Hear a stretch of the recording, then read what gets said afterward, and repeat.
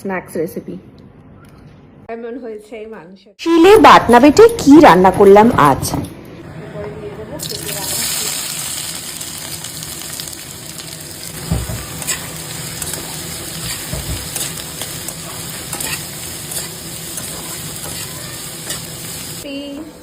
Happy happy happy এখানে এসে এসে দেখছে কিভাবে মাঝে মাঝে রান্না হচ্ছে, তাই তো মাম্মা? এদিকে এদিকে আচ্ছা আচ্ছা আচ্ছা আচ্ছা আচ্ছা ওই পুরো গায়ের উপর উঠে গেল। পেঁয়াজটা দেখো ব্রাউন করে ভাজা হয়ে গেছে। এরপরে আমি এর মধ্যে দিয়ে দিলাম চিকেনটা দিয়ে দেবো।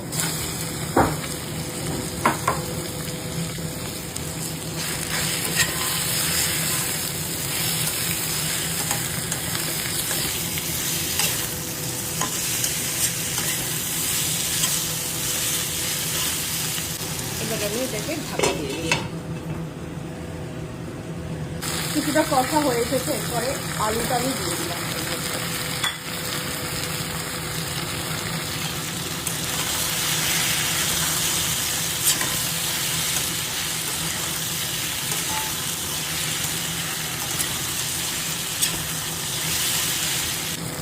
মাংস কষা শেষ হলে আমি চারটে এরকম রসুন পরিষ্কার করে এর মধ্যে দিয়ে দিলাম, কারণ এটা সেদ্ধ খেতে ভীষণ ভালো লাগে।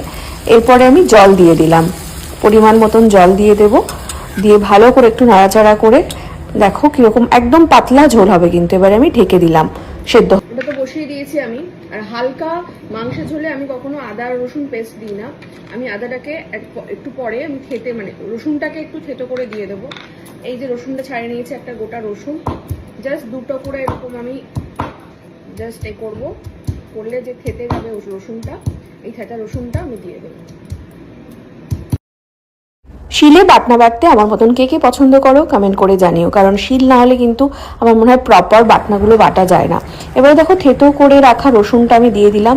এদিকে কিন্তু মাংস আলু সব সেদ্ধ হয়ে গেছে, তারপরেই কিন্তু এই থেতো করে রাখা রসুনটা দিতে হবে। এবারে আমি আদাটা কিন্তু থেতো করে তারপরে এটাকে সুন্দর করে পেস্ট বানিয়ে নিতে হবে। আমার মিক্সিতে খুব একটা ভালো লাগে না বাটনা বাটতে বা আদা রসুন পেস্ট করতে, আর যেহেতু এই হালকা ঝোলটায় আমি কোনো রকম পেস্ট ব্যবহার করছি না, সেই কারণে আদাটাকে এইভাবে আমি থেতো করে নিলাম।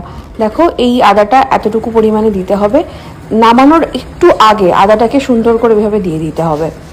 দিয়ে আবার ঘেটে দেবো, যতটুকু ঝোল রাখবো ততটুকু রেখেই ভালো করে নাড়িয়ে দেবো। সেই জন্য আমি ধনেপাতাটা কেটে নিচ্ছি এখানে, কারণ চিকেনটা প্রায় শেষের পথে।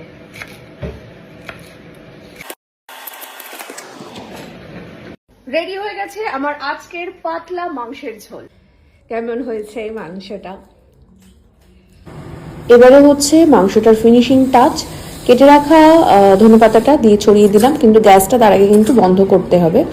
গ্যাসটা বন্ধ করে তারপরেই কিন্তু ধনেপাতাটা দিয়ে ভালো করে একটু নাড়াচাড়া করে তরকারিটা আমি নামিয়ে নেব। তোমরা বাড়িতে এটা ট্রাই করতে পারো, বা তোমরা যদি এইভাবে রান্না করে থাকো কমেন্ট করে জানাও। রেডি হয়ে গেছে আমার আজকের পাতলা মাংসের ঝোল। রান্না শেষে স্নান করে রেডি হয়ে গেলাম অফিসে যাওয়ার জন্য। এখানে দুটো টিফিন বক্সে আমার আর শুভাশিসে দুজনের জন্য খাবার ভরে নিয়েছি। এটা হচ্ছে আমাদের অফিসে যাওয়ার লাঞ্চ বক্স। এবারে আমরা চলে যাব অফিসে। দেখো অফিসে চলে এসেছে লাঞ্চ বক্স দুটো অলরেডি, আর এখানে সাজিয়ে আমরা খেতেও বসে গিয়েছি। দেখা যাক কিরকম হয়েছে এই মাংসটা। পাতলা মাংসের ঝোল অফিসে বসে, ব্যাপারটাই আলাদা না? Tasty and healthy snacks recipe. একটা চানা রেসিপি বানাচ্ছি আমি, খুবই সহজ বিষয়টা, মানে ইভিনিং স্ন্যাক্সের জন্য একদম সুপার। সেটা হচ্ছে আমি দু ধরনের মানে ছোলা আর ওই গ্রিন মুগ যেটা, সেটাকে ভিজিয়ে রেখেছিলাম আর কিছুদিন রেখে দিয়েছিলাম যাতে এরকম একটা কলা বেরিয়ে যায় এখানে।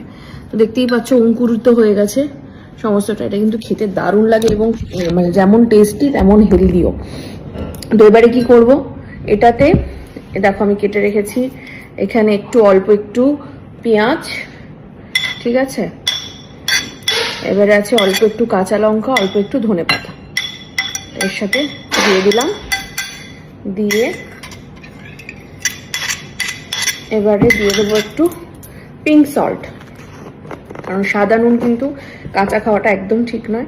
অল্প একটু 1 চিমটে মতন পিঙ্ক সল্ট ছড়িয়ে দিলাম। দেখে এটা লোভনীয় লাগে না ব্যাপারটা।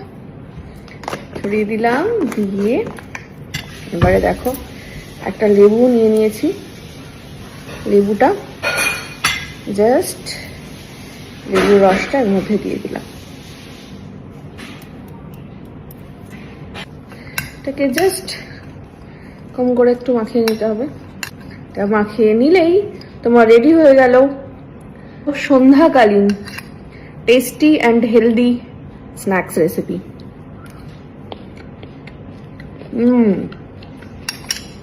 সুপার।